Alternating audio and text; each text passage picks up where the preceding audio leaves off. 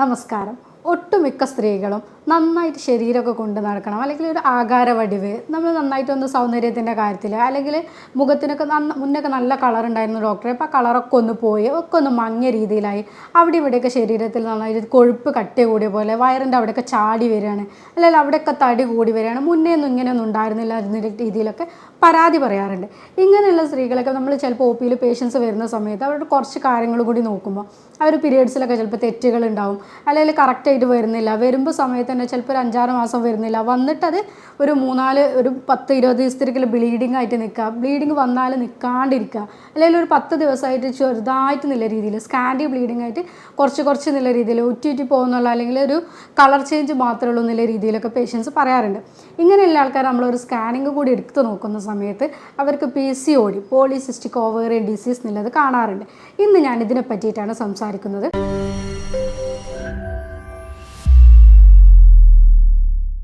ഞാൻ ഡോക്ടർ ആഫിയാലോ, senior consultant, doctor Basis homeo hospital, Pandikkad, Malappuram ജില്ല. സ്ത്രീകളിൽ ഗർഭാശയത്തിൻ്റെ 2 സൈഡിലായിട്ട് ബദാമിൻ്റെ ഷേപ്പിൽ, ഒരു ആൽമണ്ട് ഷേപ്പിൽ ഓവറി അല്ലെങ്കിൽ അണ്ടാശയുണ്ട്. ഈ അണ്ടാശയത്തിൽ നിന്ന് കൃത്യമായിട്ട് ഓരോ അണ്ടം ഉൽപ്പാദിപ്പിക്കുകയും ഓരോ പീരിയഡ്സിൻ്റെ സമയത്ത് ഓരോ അണ്ടം പൂർണ്ണ വളർച്ചയിലേക്ക് എത്തിയിട്ട് പ്രത്യുൽപാദനത്തിൽ റെഡി ആയിട്ട് നിൽക്കും. അപ്പോൾ ഒരു സ്പേം വരുന്ന സമയത്ത് ഇതിനെ സ്വീകരിക്കാൻ ഈ അണ്ട റെഡിയായി നിൽക്കുകയും അത് ഫ്യൂഷൻ സംഭവിച്ചിട്ടാണ് കുട്ടികൾ ഉണ്ടാകുന്ന എന്നുള്ളൊരു പ്രോസസ്സിലേക്ക് എത്തുന്നത്. PCODക്കാരിലും ഇതേ രീതിയിൽ സംഭവിക്കുന്നു. പക്ഷേ ഓരോ അണ്ടങ്ങളും പൂർണ്ണ വളർച്ചയിലേക്ക് എത്താതെ ഇത് അണ്ടാശയത്തിൽ തന്നെ നിൽക്കും. ഈ അണ്ടം ശരിക്കും എന്താ വെച്ചാൽ ഫെലോപ്പിയൻ ട്യൂബിലേക്ക് വരണം, എങ്കിൽ ഇവിടെ സ്പേം വരുന്ന സമയത്തോടെ ഫ്യൂഷൻ സംഭവിക്കുന്നുള്ളൂ. പക്ഷേ ഇവിടെ എന്താണെന്ന് വെച്ചാൽ ഈ PCODക്കാരിൽ ഈ അണ്ടങ്ങളെല്ലാം തന്നെ ഈ അണ്ടാശയത്തിൽ തന്നെ കുമിഞ്ഞു കൂടുകയും അവിടെ അത് മുകുളങ്ങളായിട്ട് നമുക്ക് കാണപ്പെടുകയും ചെയ്യുന്നു. ഓരോ സിസ്റ്റ് എന്നുള്ള രൂപത്തിൽ ഫോം ചെയ്യും. ഇത് നമുക്ക് സ്കാനിങ്ങിലൂടെയാണ് ഓരോ മുകുളങ്ങളായിട്ട് അണ്ടാശയത്തിൻ്റെ ചുറ്റുഭാഗത്ത് പെരിഫറിയിൽ ഇങ്ങനെ മൊത്തമായിട്ട് നിൽക്കുന്നത് കാണാം. അങ്ങനെ നമ്മളിത് സ്കാനിങ് ചെയ്യുമ്പോൾ ഒരു 10-12 കുമിളകൾ ഇതിലിങ്ങനെ കാണും. അങ്ങനെയാണ് നമ്മൾ പോളിസിസ്റ്റിക് ഓവേറിയൻ ഡിസീസ് എന്നുള്ള രീതിയിലേക്ക് എത്തുന്നത്. പണ്ട് സ്ത്രീകളിൽ 5% PCOD ഉണ്ട് എന്നുണ്ടെങ്കിൽ ഇപ്പോൾ അത് 40% വരെ എത്തിയിട്ടുണ്ട്. അതിൽ തന്നെ ഏഷ്യൻസിൽ ഇപ്പോൾ കൂടുതലായിട്ട് PCOD കണ്ടുവരുന്നുണ്ട്. നമ്മളുടെ വളർന്നു വരുന്ന ജീവിത സാഹചര്യങ്ങളുടെ മാറ്റവും അതുപോലെ തന്നെ നമ്മുടെ ഭക്ഷണ ശൈലിയിലുള്ള മാറ്റങ്ങളും ഒക്കെ തന്നെയാണ് ഈ PCODയിലേക്ക് കൂടുതലായിട്ട് നയിക്കുന്നത്. നമ്മൾക്ക് തന്നെ അറിയാം, കുട്ടികളൊക്കെ ഒരു 15 വയസ്സ് വരെയൊക്കെ കുട്ടികൾ നന്നായിട്ട് ഓടിച്ചാടി കളിക്കുന്ന, അല്ലെങ്കിൽ ഡാൻസ് കാര്യങ്ങളൊക്കെ കൂടുതലായിട്ട് ആക്റ്റീവായിട്ടുള്ള കുട്ടികളായിരിക്കും. ഇങ്ങനത്തെ കുട്ടികൾക്കൊന്ന് പീരിയഡ്സ് ആവുന്ന സമയത്തോ അല്ലെങ്കിൽ അവരൊന്ന് വലുതായി എന്നുള്ളത് പാരൻസ് അറിയുന്ന സമയത്ത് തന്നെ അവരോട് പറയും, ഇനി കളിയും കാര്യങ്ങളൊക്കെ ഒന്ന് നിർത്തിക്കോ, അല്ലെങ്കിൽ 10ാം ക്ലാസ്സൊക്കെ എത്തുമ്പോൾ ഒന്ന് ഇനി പഠനത്തിലേക്ക് മാത്രമായിക്കോ, ഇനി ഒന്ന് വല്ലാണ്ട് കളികളും കാര്യങ്ങളൊക്കെ ഒന്ന് കുറച്ചിടാന്നുള്ളത് പറയും. അതുവരെ നല്ല വ്യായാമങ്ങളും അല്ലെങ്കിൽ കുട്ടികൾക്ക് തന്നെ അത് സൈക്ലിങ് കാര്യങ്ങളൊക്കെ കൂടുതലായിട്ടുണ്ടാവും. അതെല്ലാം പെട്ടെന്നാണ് ഈ രക്ഷിതാക്കൾ നിർത്തുന്നത്. നമ്മളിപ്പോൾ ഓരോ പഠനത്തിലും കാര്യങ്ങളൊക്കെ ഒന്ന് ശ്രദ്ധിച്ചോട്ടെ എന്നുള്ള രീതിയിലായിരിക്കും ഇതിൽ നിന്നൊക്കെ ഒന്ന് വിട്ടു നിൽക്കാൻ പറയുന്നത്. അങ്ങനെയുള്ള കുട്ടികൾക്ക് പെട്ടെന്ന് തന്നെ തടി കൂടുകയും അതേപോലെ അവരിത്രയും കാലം ചെയ്തിരുന്ന വ്യായാമങ്ങളും കാര്യങ്ങളിൽ നിന്നൊക്കെ അവർ ഒഴിഞ്ഞു മാറി അവരൊന്ന് ഉള്ളിലേക്ക് കാര്യങ്ങളിലേക്ക് വലിയുന്നതോട് കൂടി തന്നെ ഈ അരക്കെട്ടിനൊക്കെ വണ്ണങ്ങൾ കൂടുക, അതേപോലെ തന്നെ തടി കുറച്ച് കൂടുക, ഇങ്ങനെയൊക്കെ ആകുമ്പോഴൊക്കെ പിന്നെ അതിൻ്റെ കൂട്ടത്തിൽ തന്നെ അവർ ഈ ഭക്ഷണങ്ങൾ എടുക്കുന്നത്, പോഷകാഹാരങ്ങളുള്ള ഭക്ഷണങ്ങൾ കുറയുന്നു, പോരാതിന് ജങ്ക് ഫുഡ്സ്, ഫാസ്റ്റ് ഫുഡ് കൂടുതലായിട്ട് എടുക്കുന്നു. ഇതൊക്കെ കൊണ്ട് സ്വാഭാവികമായിട്ടും അവരുടെ തടി കൂടും, അവർക്ക് ഈ പോളിസിസ്റ്റിക് ഓവേറിയൻ ഡിസീസ് അല്ലെങ്കിൽ ഇങ്ങനത്തെ കാര്യങ്ങളിലേക്ക് കൂടുതലായിട്ട് വരുന്നതും കാണുന്നുണ്ട്. മുന്നേ കൂട്ടിയിട്ട് ഇതൊരു 30 വയസ്സിന് മേലെ അല്ലെങ്കിൽ 38-45 വയസ്സിലൊക്കെ കൂടുതലായിട്ടുള്ള സ്ത്രീകളാണ് PCOD കണ്ടിരുന്നത്. ഇന്ന് അത് കൂടുതലായിട്ട് ഒരു 15 വയസ്സ് കഴിഞ്ഞിട്ട് അല്ലെങ്കിൽ പീരിയഡ്സ് കഴിഞ്ഞ് കുറച്ച് സമയം കൊണ്ട് തന്നെ PCOD ആയിട്ട് കാണുന്നുണ്ട്. കൃത്യമായിട്ട് ഡോക്ടറെ മെൻസസ് വരുന്നില്ല, അവൾക്ക് അന്നായതാണ്, പിന്നെ ഇതുവരെ ആയിട്ടില്ല, ഇനി ആവുകയാണെങ്കിൽ തന്നെ ഒരു 4 മാസം ആവാണ്ട് പിന്നെ വരുന്നൊരു ബ്ലീഡിങ് 20 ദിവസത്തോളം നീണ്ടു നിൽക്കുകയാണ്.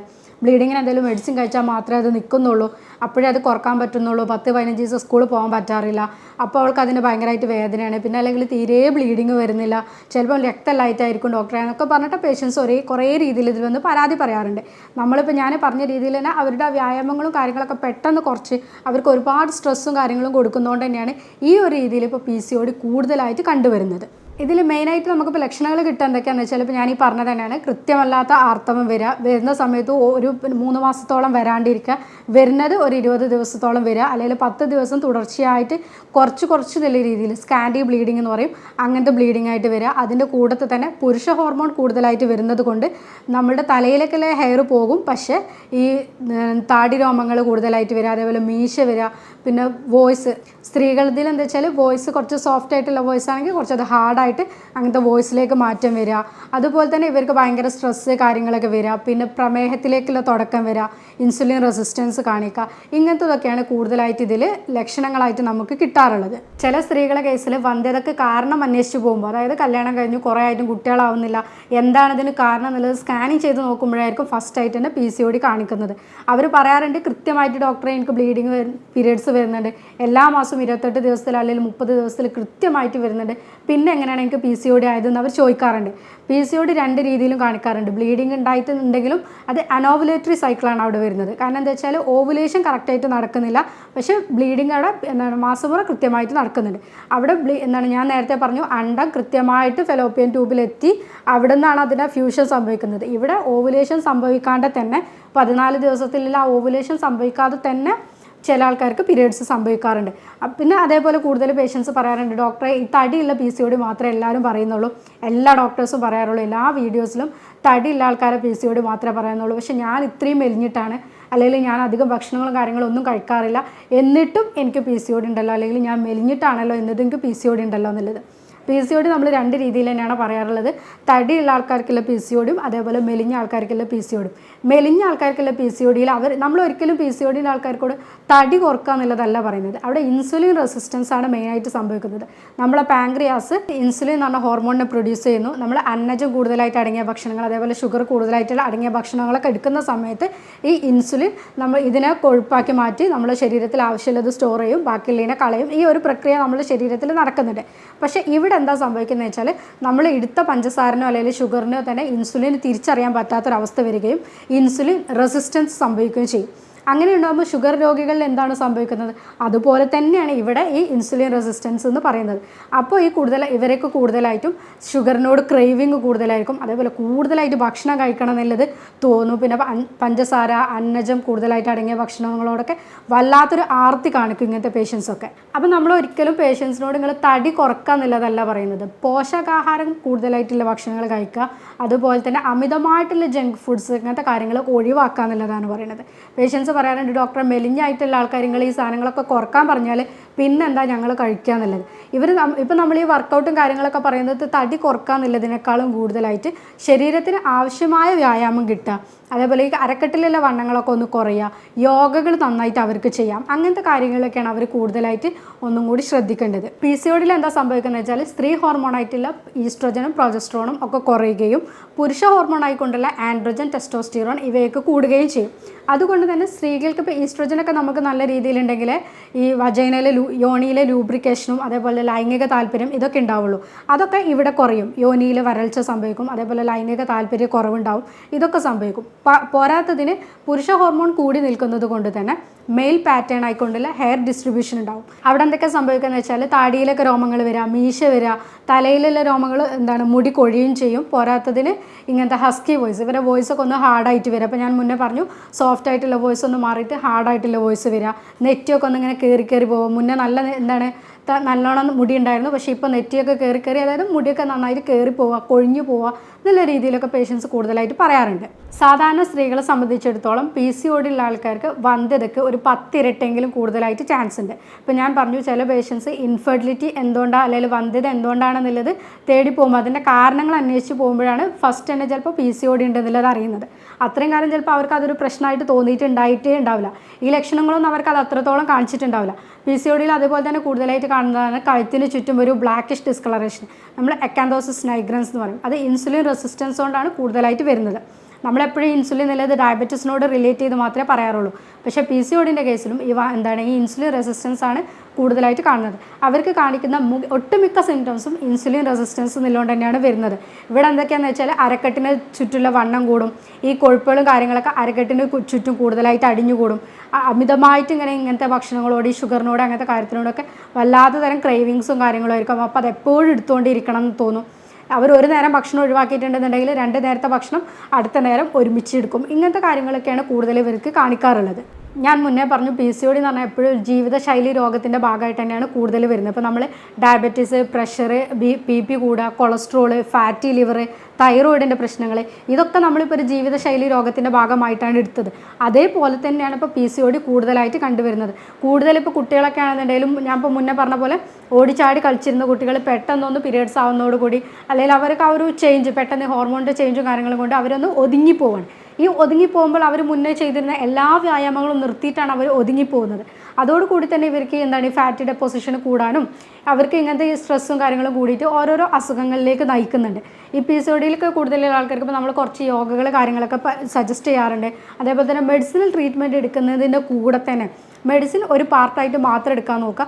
അവരുടെ ഭക്ഷണത്തിൻ്റെ ശൈലി മാറ്റുക, അതേപോലെ അവരുടെ ജീവിത ശൈലിയിൽ കുറച്ച് മാറ്റങ്ങളും കൂടി വരുത്തുകയാണെങ്കിൽ ഇവർക്കിത് പെട്ടെന്ന് തന്നെ മാറ്റിയെടുക്കാൻ പറ്റും. പക്ഷെ നമ്മൾ ഒരിക്കലും ഇത് ഒരു 2 മാസം കൊണ്ട് മാറ്റിത്തരാമെന്നോ അങ്ങനെയൊന്നും ഇതിൽ ഒരിക്കലും പറയാൻ പറ്റില്ല. PCOD എന്ന് പറഞ്ഞിട്ടുണ്ടെങ്കിൽ അവർ നമ്മളെ കൂടെ തന്നെ നിന്നിട്ട് നമ്മളൊരു കൺസൾട്ടേഷൻ എടുക്കുന്ന സമയത്ത് മെഡിസിൻ കഴിക്കുന്നതോട് കൂടി തന്നെ ഒരു 6 മാസത്തേക്ക് അല്ലെങ്കിൽ ഒരു കൊല്ലത്തേക്ക് ഞാൻ ഇന്ന ജീവിതശൈലിയിൽ മാറ്റങ്ങളൊക്കെ വരുത്തും, അല്ലെങ്കിൽ ഇന്ന സാധനങ്ങളൊക്കെ ഭക്ഷണത്തിൽ ഞാൻ കൂടുതലായിട്ട് ഉൾപ്പെടുത്തുന്നില്ല, ഒരു വെച്ചിട്ട് ആ ഒരു നമ്മളൊരു തീരുമാനം വെച്ചിട്ട് തന്നെ ട്രീറ്റ്മെൻറ്റിലേക്ക് അവരും കൂടി നിൽക്കുകയാണെങ്കിൽ ഇതിൽ നമുക്ക് നല്ല മാറ്റങ്ങൾ കൊണ്ടുവരാൻ പറ്റാറുണ്ട്. പേഷ്യൻസിന് നമ്മളൊരു ഡെയിലി റൂട്ടീനായിട്ട് ഇന്ന കാര്യങ്ങളൊക്കെ ഭക്ഷണത്തിൽ ഉൾപ്പെടുത്തണം എന്ന് പറയുമ്പോൾ കുറച്ച് കാര്യങ്ങൾ പറഞ്ഞു കൊടുക്കാറുണ്ട്. അതിലെന്താ വെച്ചാൽ രാവിലെ തന്നെ അവർ എണീക്കുന്ന സമയത്ത് നമുക്ക് സാധാരണ എല്ലാവർക്കും ഉള്ളൊരു ശീലമാണ് രാവിലെ തന്നെ എണീറ്റ് ഉടനെ നല്ലൊരു കോഫി അല്ലെങ്കിൽ നല്ലൊരു പാൽച്ചായ മധുരം ഇട്ടുകൊണ്ട് കുടിക്കുക എന്നുള്ളത്. അത് ഒഴിവാക്കിയിട്ട് രാവിലെ അവർക്ക് എണീറ്റ് വന്ന സമയത്ത് തന്നെ നല്ല ചൂടുവെള്ളം ഒന്നല്ലെങ്കിൽ നമുക്ക് നല്ല ചെറുനാരങ്ങയൊക്കെ ഉറ്റിച്ചിട്ട് കുടിക്കാം. അതേപോലെ തന്നെ അല്ലെങ്കിൽ ഈ കറുവപ്പട്ടൻ്റെ പൊടി അത് ഒരു ചൂടാക്കിയ വെള്ളത്തിൽ ഒരു ഗ്ലാസ്സിൽ കറുവപ്പട്ടൻ്റെ പൊടി ഒന്നോ രണ്ടോ സ്പൂൺ ഇട്ടിട്ട് നന്നായിട്ട് മിക്സ് ചെയ്തിട്ട് കഴിക്കാം. അതേപോലെ തലേന്ന് ഇട്ട് വെച്ച ഈ ചണവിത്ത് ഫ്ലാക്സ് സീഡ്സ് എന്നൊക്കെ പറയുന്നത് ഒരു ഗ്ലാസ്സിൽ ഒരു സ്പൂണൊക്കെ തലേന്ന് തന്നെ ഇട്ട് വെക്കുക. അത് രാവിലെ തന്നെ എണീക്കുന്ന സമയത്ത് കുടിക്കുക. അതുപോലെ തന്നെ പറയുന്നതാണ് ചിയാ സീഡ്. ഇതൊക്കെ നമുക്ക് ഡെയിലി രാവിലത്തെ ഇതിൽ ഉൾപ്പെടുത്താം. ബ്രേക്ക്ഫാസ്റ്റിലേക്ക് പോകുന്ന സമയത്ത് അരിഭക്ഷണങ്ങൾ കുറക്കുക, പക്ഷേ പരമാവധി ഒഴിവാക്കണം എന്നുള്ളതല്ല. അവർ 1-2 അപ്പം കഴിക്കാം, പക്ഷെ കൂടെ തന്നെ പ്രോട്ടീൻ വർഗ്ഗങ്ങൾ കൂടുതലായിട്ട് ഉൾപ്പെടുത്തുക. പയറുവർഗ്ഗങ്ങളിൽ കൂടുതലായിട്ട് നമുക്ക് ഈ അപ്പത്തിൻ്റെ കൂടെ കടല, പരിപ്പ് അങ്ങനത്തെ സാധനങ്ങളൊക്കെ ചെറുപയറോ പട്ടാണി അങ്ങനത്തതൊക്കെ മുളപ്പിച്ചിട്ട് എടുക്കുകയാണെങ്കിൽ ഒന്നുകൂടി നന്നാവും. അങ്ങനത്തെ രാവിലെ തന്നെ ഭക്ഷണത്തിൽ ഉൾപ്പെടുത്തുക. അതിൻ്റെ കൂടെ തന്നെ നമുക്ക് റാഗി അരച്ചിട്ടുള്ള ദോശ എടുക്കാം. അതേപോലെ തന്നെ ഈ മില്ലറ്റ്സിൻ്റെ ദോശ, ഉപ്പുമാവ്, ഓട്സിൻ്റെ ദോശ, ഇതൊക്കെ കൂടുതലായിട്ട് ഉൾപ്പെടുത്തുക. എന്താണെങ്കിലും ഇതിൻ്റെ കൂടെ നമ്മളൊരു പ്രോട്ടീൻ എന്നുള്ളത് കൂടെ വേണം. 1-2 മുട്ടൻ്റെ വെള്ളയൊക്കെ കൂടുതലായിട്ട് ഉൾപ്പെടുത്തുന്നത് നല്ലതാണ്. പിന്നെ നമ്മൾ ഉച്ചക്കത്തെ ഭക്ഷണം കഴിക്കുന്നതിന് മുന്നേ നമ്മൾ സാധാരണയായിട്ട് 3 നേരമാണല്ലോ ഭക്ഷണം പറയുന്നത്, അത് പുറമെ 6 നേരമാക്കിയിട്ട് ഭക്ഷണം കഴിക്കുക. അപ്പോൾ എല്ലാവരും വിചാരിക്കും എല്ലാവരും ഭക്ഷണം കുറക്കാൻ പറയുന്നത് നിങ്ങളെന്താണ് ഇത് ഭക്ഷണം കൂട്ടാൻ പറയുന്നത് എന്നുള്ള രീതിയിൽ. പക്ഷേ ഇവിടെ അങ്ങനെയല്ല. നമ്മൾ ഉച്ചക്കത്തെ ഭക്ഷണം എടുക്കുന്ന സമയത്ത് അത് നമ്മൾ നന്നായിട്ട് എടുക്കൂലേ. പക്ഷെ അതിന് പുറമെ ഈ ഭക്ഷണം നമ്മളൊന്ന് മിഡ് മീൽ എന്നുള്ള രീതിയിൽ, മിഡ് സ്നാക്സ് എന്നുള്ള രീതിയിൽ എടുക്കുക. ഇവിടെ എന്താണെന്ന് വെച്ചാൽ നമുക്ക് സ്നാക്സ് ആയിട്ട് ബദാമോ അണ്ടിപ്പരിപ്പോ അങ്ങനെ സാധനങ്ങൾ എന്തെങ്കിലും ചെറു ഭക്ഷണമായിട്ട് എടുക്കാം. അല്ലാത്തവർക്ക് കട്ട് ഫ്രൂട്ട്സ് ആക്കിയിട്ട് എടുക്കാം. നമുക്ക് സാധാരണക്കാരോട് പറയുമ്പോൾ നമുക്ക് എപ്പോഴും നല്ലത് അതാണ്, കട്ട് ഫ്രൂട്ട്സ് ആക്കിയിട്ട് എടുക്കാം. പക്ഷേ അത് സീസണൽ ഫ്രൂട്ട്സ് ആക്കിക്കൊണ്ട് തന്നെ എടുക്കുന്നതാണ് ഏറ്റവും നല്ലത്. പക്ഷേ മാങ്ങ, ചക്ക അങ്ങനത്തെ കാര്യങ്ങളൊക്കെ കുറക്കുക. കാരണം വെച്ചാൽ അതിൽ കുറച്ചും കൂടി ഷുഗർ കണ്ടൻറ്റ് കൂടുതലാണ്. അല്ലാതെ നമുക്ക് ഓറഞ്ച്, തൊലിയോട് കൂടിയുള്ള ആപ്പിൾ ഇങ്ങനത്തതൊക്കെ ആയിട്ട് എടുക്കാം. ഉച്ചക്കത്തെ ഭക്ഷണത്തിലേക്ക് പോകുമ്പോൾ തവിട് കൂടുതലായിട്ട് അടങ്ങിയ ധാന്യങ്ങൾ തന്നെ കൂടുതലായിട്ട് എടുക്കാൻ നോക്കുക. അതിൽ അരിഭക്ഷണം എപ്പോഴും നമ്മൾ വൈറ്റ് റൈസ് ഒഴിവാക്കിക്കൊണ്ട് തവിട് ആയിട്ടുള്ള ഭക്ഷണം ഡെയിലി ഒരു നേരമെങ്കിലും ഉൾപ്പെടുത്താൻ നോക്കുക. അതിന് കൂടെ തന്നെ നമ്മൾ ഒരു പ്ലേറ്റിനെ 4 ആക്കിക്കൊണ്ട് മറ്റേ നമ്മൾ മുന്നത്തെ വീഡിയോയിലൊക്കെ പറഞ്ഞ പോലെ തന്നെ ഒരു ഭാഗത്ത് ചോറ്, ഒരു ഭാഗത്ത് നമ്മൾ പ്രോട്ടീൻ, ഒരു ഭാഗത്ത് ഫ്രൂട്ട്സ്, പറ്റുന്ന ഒരു ഭാഗത്ത് വെജിറ്റബിൾസ്, നമുക്ക് പറ്റുന്ന രീതിയിൽ ഇതെല്ലാം ഇൻക്ലൂഡ് ചെയ്യാം. ഇതൊക്കെ എന്താണോ എന്നുള്ളതില്ല, നമുക്ക് പറ്റുന്ന രീതിയിൽ എല്ലാ ഭക്ഷണങ്ങളും ഉൾപ്പെടുത്താം. അവയിലൊക്കെ ഏത് വെജിറ്റബിൾ ആണെങ്കിലും കുഴപ്പമില്ല, പക്ഷേ നമുക്ക് വെജിറ്റബിൾസ് കൂടുതലായിട്ട് ഭക്ഷണത്തിൽ ഇൻക്ലൂഡ് ചെയ്യുക എന്നുള്ളതാണ് നോക്കേണ്ടത്. ഈവനിങ്ങിൽ നമ്മൾ ഇതേപോലെ തന്നെ ചായ എന്നുള്ളതൊക്കെ ഒഴിവാക്കിയിട്ട് അവിടെ നമുക്ക് നാരങ്ങകളൊക്കെ കുടിക്കാം. അത് ഉപ്പിട്ടിട്ട് കുടിക്കുകയാണെങ്കിൽ ഒന്നുകൂടി നല്ലതാണ്. മോരുവെള്ളം നല്ലതാണ്. ഇതൊക്കെ നമുക്ക് കുറച്ചും കൂടി ഹെൽത്തിയാണ്. അതേപോലെ തന്നെ ഈ PCOD കാര്യങ്ങൾക്കൊക്കെ നമുക്ക് ഒഴിവാക്കാനും പറ്റും. ഈവനിങ് ഭക്ഷണം നമ്മൾ ഒരുപാട് രാത്രി 9 മണി 10 മണി എന്നുള്ളത് കിടക്കാൻ നേരം കഴിക്കുക എന്നുള്ളതിന് പുറമെ കുറച്ച് നേരത്തെ ആക്കിയിട്ട് കഴിക്കുക. അപ്പോൾ നമ്മൾ ഈ ചപ്പാത്തിയോ അതേപോലെ ഓട്സിൻ്റെ ദോശ, ഓട്സിൻ്റെ അങ്ങനത്തെ എന്തെങ്കിലുമൊക്കെ ആയിട്ട് എടുക്കുക. അതിൻ്റെ കൂടെ തന്നെ ചിക്കനോ നമുക്കിപ്പോൾ എന്ത് പ്രോട്ടീൻ ആണെങ്കിലും ചിക്കന്, ബീഫ് അങ്ങനത്തെ സാധനങ്ങൾ എന്തായാലും കറി വെച്ചിട്ട് എടുക്കുന്നത് നല്ലതാണ്. മീൻ നല്ലതാണ്. ഒമേഗ 3 ഫാറ്റി ആസിഡ് കൂടുതലായിട്ട് അടങ്ങിയിട്ടുള്ള അയില, ചൂര, മത്തി അങ്ങനത്തെ സാധനങ്ങളൊക്കെ കൂടുതലായിട്ട് ഉൾപ്പെടുത്താം. അതേപോലെ തന്നെ നമുക്ക് 1-2 നട്ട്സോ ബദാമോ അങ്ങനത്തെ എന്തെങ്കിലും സാധനങ്ങൾ ഭക്ഷണത്തിൽ രാത്രി കിടക്കുന്നതിന് മുന്നേ എടുക്കുന്നത് നല്ലതാണ്. PCODക്കാരികൾ നമ്മൾ ഭക്ഷണം പറയുന്നതിൻ്റെ കൂടെ തന്നെ പറയാറുണ്ട്, ഇൻ്റർമീഡിയറ്റ് ഫാസ്റ്റിങ്ങിലേക്ക് നിങ്ങൾ മാറുകയാണെന്നുണ്ടെങ്കിൽ നിങ്ങൾക്ക് നല്ല രീതിയിലൊരു ചേഞ്ച് ഉണ്ടാവുന്നുള്ളത്. ഇൻ്റർമീഡിയറ്റ് ഫാസ്റ്റിംഗ് എന്താണെന്നുള്ളത് ഇപ്പോൾ എല്ലാവർക്കും അറിയുന്നത് തന്നെയാണ്. ഇവിടെ നമ്മൾ എന്താ വെച്ചാൽ 16 to 8 എന്നുള്ളൊരു അനുപാതികമായിട്ട് ഭക്ഷണത്തിൽ നോക്കണം. 16 മണിക്കൂർ നമ്മൾ ഫാസ്റ്റിങ്ങും 8 മണിക്കൂർ നമുക്ക് ഭക്ഷണം കഴിക്കാം. ഈ 16 മണിക്കൂറിൽ നമുക്ക് വെള്ളമൊക്കെ എന്തെങ്കിലും കുടിക്കുന്നതൊന്നും കുഴപ്പമില്ല. രാവിലെ നമ്മൾ 9 മണിക്കാണ് നമ്മൾ ബ്രേക്ക്ഫാസ്റ്റ് എടുക്കുന്നതെന്നുണ്ടെങ്കിൽ വൈകുന്നേരം നമ്മളൊരു 6-7 എന്നുള്ളതോടുകൂടി നമ്മൾ സ്റ്റോപ്പ് ചെയ്യണം. ഈ ഭക്ഷണം കഴിക്കുന്ന സമയത്ത് എല്ലാം കൂടി കഴിക്കുക എന്നുള്ളതല്ല, നമ്മളിപ്പോൾ ഈ മുന്നേ പറഞ്ഞ ഭക്ഷണങ്ങളെല്ലാം നമുക്ക് ഉൾപ്പെടുത്താം. അതിൻ്റെ കൂട്ടത്തിൽ തന്നെ നമ്മൾക്ക് അതിന് ശേഷമുള്ള സമയത്ത് വെള്ളം കൂടുതലായിട്ട് ഉപയോഗിക്കാം. നമുക്ക് പറ്റുന്ന രീതിയിൽ വെള്ളം എടുക്കുക. ഇതിന് നമ്മുടെ ബോഡിയിലുള്ള കൊഴുപ്പിനെയും ഫാറ്റിനെയൊക്കെ എന്തായാലും കുറക്കാൻ വേണ്ടിയിട്ട് സഹായിക്കും. നമ്മളിപ്പോൾ ഈ പറഞ്ഞ ഭക്ഷണങ്ങളും കാര്യങ്ങളും എല്ലാം ചെയ്യുന്നതിൻ്റെ കൂടെ തന്നെ നിർബന്ധമായിട്ട് ചെയ്യേണ്ട ഒരു കാര്യമാണ് എക്സസൈസ് എന്നുള്ളത്. ഈ എക്സസൈസ് എന്നുള്ളത് എന്തെന്ന് വെച്ചാൽ നിങ്ങൾക്ക് പറ്റുന്ന രീതിയിൽ എന്ത് തരം വ്യായാമങ്ങളും ചെയ്യാം. എന്താണെങ്കിലും ഡെയിലി 1 മണിക്കൂർ എന്നുള്ള രീതിയിലേക്ക് വരണം. 45 മിനിറ്റ് മുതൽ 1 മണിക്കൂർ എന്നുള്ള രീതിയിലേക്ക് തന്നെ വ്യായാമങ്ങൾ വരണം. ഇവിടെ എന്താണെന്ന് വെച്ചാൽ സൈക്ലിങ്, അതേപോലെ തന്നെ നീന്തൽ, പിന്നെ നമ്മൾ വള്ളിച്ചാട്ടം പറയില്ലേ, സ്കിപ്പിങ്, അതൊക്കെ കൂടുതൽ നല്ലതാണ്. ഈ പടികൾ കയറി ഇറങ്ങുക, അതേപോലെ തന്നെ ഇറങ്ങുക, അങ്ങനത്തത് നല്ലതാണ്. ബോഡി വിയർക്കുന്ന രീതിയിലുള്ള എക്സസൈസ് ആയിരിക്കണം കൂടുതലായിട്ട് ചെയ്യുന്നത്. ആഴ്ചയിൽ 5 ദിവസമെങ്കിലും മിനിമം ചെയ്തിരിക്കണം. നമ്മൾ 1-2 ദിവസത്തിൽ അതിൽ സ്കിപ്പ് ചെയ്യുന്നതിൽ കുഴപ്പമില്ല. പക്ഷേ 5 ഡേയ്സ് നമ്മൾ നന്നായിട്ട് തന്നെ 1 അവർ വിയർക്കുന്ന രീതിയിൽ തന്നെ ചെയ്യാൻ വേണ്ടിയിട്ട് ശ്രദ്ധിക്കുക. സ്ട്രെസ്സ് എന്നുള്ളത് ഈ PCOD ഒക്കെ കേസിൽ വളരെ ഇമ്പോർട്ടൻ്റ് ആയിട്ടുള്ളൊരു കാര്യമാണ്. ഇപ്പം ഞാൻ പറഞ്ഞു, നമ്മൾ ഒരുപാട് കാര്യങ്ങൾ കൊണ്ട് ഇപ്പോൾ സ്ട്രെസ്സാണ് കൂടുതലായിട്ടുള്ള സ്ത്രീകളെ സംബന്ധിച്ച്. കുട്ടികളെ LKG ചേർത്തിയ മുതൽ തന്നെ സ്ട്രെസ്സ് കൂടുകയാണ്. കുട്ടി സ്കൂളിൽ പോയിട്ട് നമ്മളെ കുട്ടികൾക്ക് മറ്റുള്ളവരെക്കാളും മാർക്ക് കുറഞ്ഞാൽ, അല്ലെങ്കിൽ ഡാൻസിന് കൂടുമ്പോൾ അങ്ങനെ ഒരുപാട് കോമ്പറ്റേറ്റീവ് മൈൻഡിലൂടെയാണ് ഇപ്പോഴത്തെ ഒരു സ്ത്രീകളെ ജനറേഷൻ തന്നെ കടന്നു പോകുന്നത്.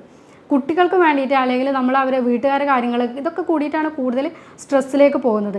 ഈ PCOD സ്ട്രെസ്സ് കൂടുതലായിട്ട് ഉള്ള ആൾക്കാർക്ക് കൂടുതലായിട്ട് കാണുന്നുണ്ട്. കോർട്ടിസോൾ എന്ന് പറഞ്ഞ ഹോർമോൺ കൂടുതലായിട്ട് പ്രൊഡ്യൂസ് ചെയ്യും. അതുകൂടി തന്നെ ആൻഡ്രോജൻ എന്ന് പറഞ്ഞ ഹോർമോണിലേക്ക് കൂടുതലായിട്ട് പ്രൊഡക്ഷൻ ഉണ്ടാക്കുകയും ചെയ്യും. പിന്നെ നമുക്ക് വേണ്ട ഈസ്ട്രോജൻ എന്ന് പറഞ്ഞ ഹോർമോണും പ്രൊജസ്ട്രോൺ എന്ന് പറഞ്ഞ ഹോർമോണൊക്കെ കുറയുകയും ചെയ്യും. ഇങ്ങനെയുള്ളതിലൊക്കെ നമുക്ക് യോഗ കാര്യങ്ങളൊക്കെ, ബട്ടർഫ്ലൈ പൊസിഷനൊക്കെ യോഗ എക്സസൈസൊക്കെ പറയുന്നുണ്ട്.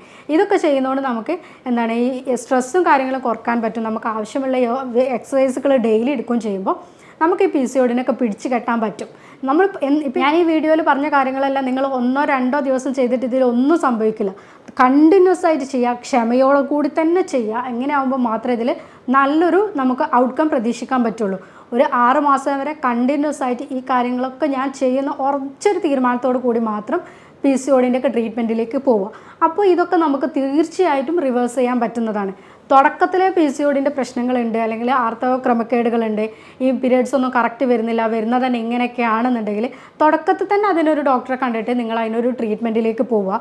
കൃത്യമായിട്ടുള്ള ഡയറ്റും കാര്യങ്ങളും ശ്രദ്ധിക്കുക, എക്സസൈസ് കൃത്യമായിട്ട് ശ്രദ്ധിക്കുക. ഇതൊക്കെ ചെയ്യുമ്പോൾ PCODനെ സ്വാഭാവികമായിട്ടും നിങ്ങൾക്ക് അതിനെ തിരിച്ചു കൊണ്ടുവരാൻ പറ്റും. ഇപ്പം ഞാൻ പറഞ്ഞ ഈ PCODൻ്റെ കാര്യത്തിൽ നിങ്ങൾക്ക് എന്തെങ്കിലും സംശയങ്ങളോ കാര്യങ്ങളോ ഉണ്ടെങ്കിൽ താഴെ കൊടുത്തിരിക്കുന്ന വാട്സപ്പ് നമ്പറിൽ നിങ്ങൾക്ക് കോൺടാക്ട് ചെയ്യാവുന്നതാണ്.